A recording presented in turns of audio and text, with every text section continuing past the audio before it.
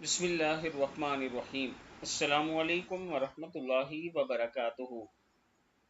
आबिद राजा channel की तरफ से आज मैं अपने चाहने वालों के लिए नमाज फ़जर के बाद एक खूबसूरत अमल लाया हूँ। नमाज फ़जर के बाद ये कलमात आप पढ़ लें, अल्लाह ताला आपके रिज़्क़ में ऐसे इजाफ़ा फरमाएगा कि आप सोच भी नहीं सकेंगे। जो शख्स इन कलमात को पढ़ेगा तो ये कलमात जैसे उसने पढ़े उसी वक्त अल्लाह के हुजूर पेश होंगे।